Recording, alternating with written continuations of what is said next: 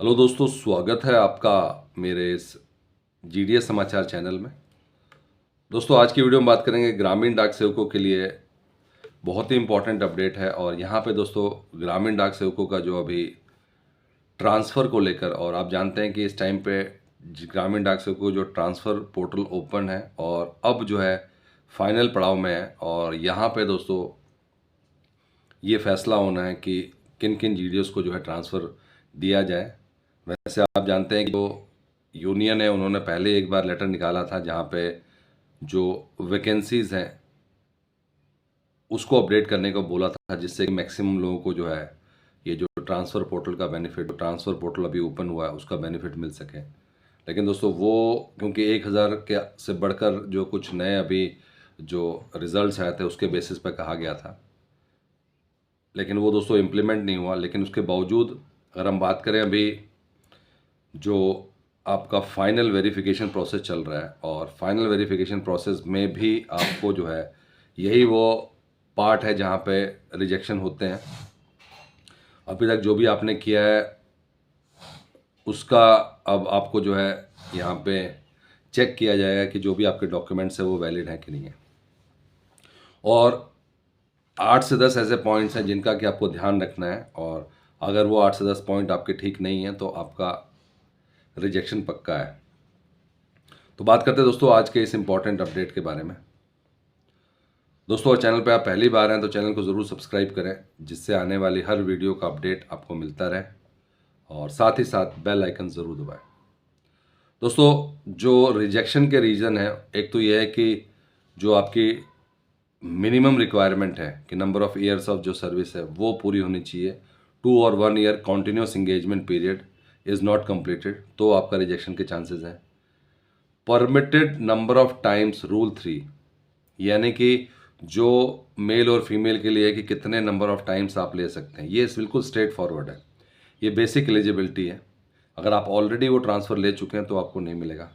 Not recommended for candidate applied with incorrect, जिन्होंने अपना TRC slab incorrect किया है उनके लिए भी एप्लीकेबल नहीं है। और उसके बाद अगर कोई आपके खिलाफ केस चल रहा है और वो पेंडिंग है, वो भी एक रीज़न बन सकता है कि आपका जो है ट्रांसफ़र ना दिया जाए। डॉक्यूमेंट वेरिफिकेशन या पुलिस वेरिफिकेशन अगर आपका कंप्लीट नहीं है, उस केस में भी जो है आप ये ट्रांसफ़र को रोकने के लिए जो है काफ़ी है। Submitted spouse category certificate not correct, अगर कोई आपने स्पाउस की कैटेगरी के जो है सर्टिफिकेट सबमिट किया है, अगर वो ठीक नहीं है, यहाँ पे दोस्तों आप देख सकते हैं कि ये सारे के सारे डॉक्यूमेंट चेक होने हैं।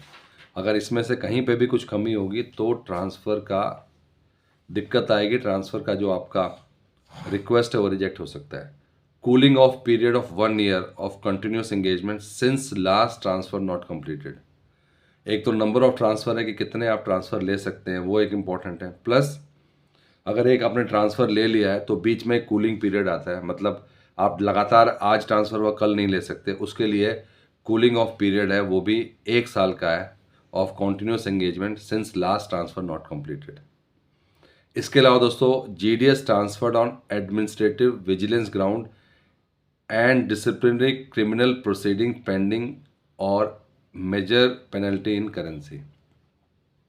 तो दोस्तों ये 9 पॉइंट हैं जिसके बेसिस पे जो है आपका ट्रांसफ़र रोका जा सकता है, अगर ये प्रॉपर वेरिफिकेशन ना हो या वेरिफिकेशन इनकम्प्लीट हो। कुछ तो स्ट्रेट फॉरवर्ड है जो कि एलिजिबिलिटी है कि आप अगर एलिजिबल हैं तभी आप जाएं, अगर आप एलिजिबल नहीं हैं तो जाने का मतलब नहीं है। फिर कूलिंग ऑफ पीरियड आपको देखना पड़ेगा, हो सकता है चांसेस हैं कि अभी आपका ट्रांसफ़र हो जाए, लेकिन आपका कूलिंग ऑफ पीरियड पूरा नहीं है, यानी कि अभी आपका जो है ट्रांसफ़र हुआ था और आपका 1 साल का कूलिंग ऑफ पीरियड नहीं आपने किया।